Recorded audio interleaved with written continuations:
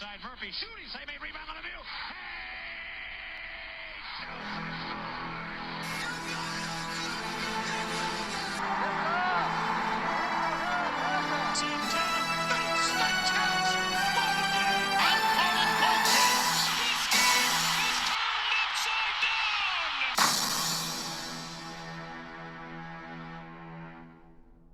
Hey everyone, this is Casey. You are watching the Red Rubber Duckman All Sports Network. The Steelers are 2-0. They win it 13-6 over the Denver Broncos at Empower Field at Mile High. Now, the MVP for this game was, of course, the defense again. Hold on, guys, cross my notes. Despite giving up 246 yards passing from Bo Nix, they were able to keep him away from the end zone. They were able to get 2 sacks on him, as well as picking him off twice, with Corey Trice getting the first interception in the end zone after that brilliant 50-yard play, by the way, and DeMonte Casey with the pick in the final seconds to end it. While it is unfortunate that Russell Wilson couldn't get his revenge game yesterday, starting Justin Fields was the right choice, as he once again had single-digit incompletions with 7.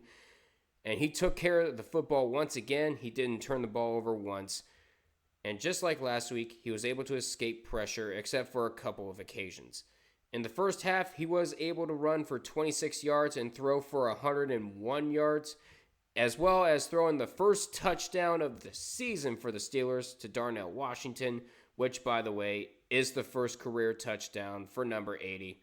Shout out Darnell Washington. Also, 141 rushing yards is a great sight to see. Najee Harris and Jaylen Warren performed all right. Najee got 69 yards. Nice. And Jaylen Warren got 42. If they can both add on to their performances, the running game will be in fantastic shape. However, when the second half rolled around, the offense did stall out. Out of the 7 possessions in the entire second half, the longest lasted only 5 plays, and 3 of those possessions turned into 3-and-outs. I'm sorry, but 3 first downs and 62 yards in the second half is not going to cut it. They have to be more consistent and treat every half of a game like it's their own separate game. If this was the case, we would be 2-2, and that cannot happen. They have to be more consistent. Another thing that cannot happen is all of the penalties.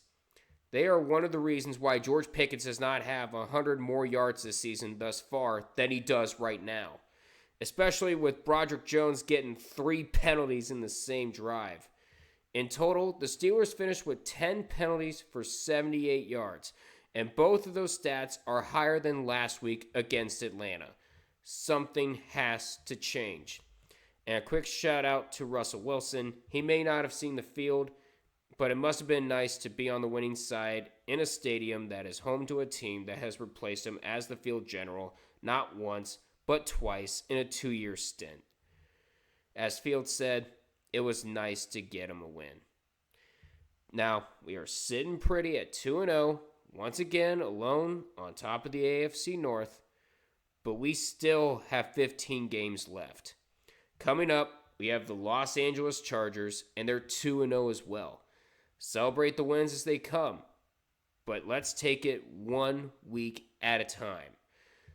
Do what I said earlier, and treat each half of football as its own separate game, and also limit the penalties and show discipline. If we can do just one of those things, we will be in fantastic shape. So that's going to do it for me. Just to recap, the Steelers pull out the win against Denver. They go to 2-0. And now it's time to prepare for the Los Angeles Chargers and their brand new commander, Jim Harbaugh. That's going to do it for me. Please feel free to like, comment, and subscribe to the Red Rubber Duckman All Sports Network. Of course, I'm going to still leave the link to the longest day in the description. And next week, I'm going to try to find a new charity to donate to. But for now, until we meet again, I'll see you guys in the next one. Take care, guys.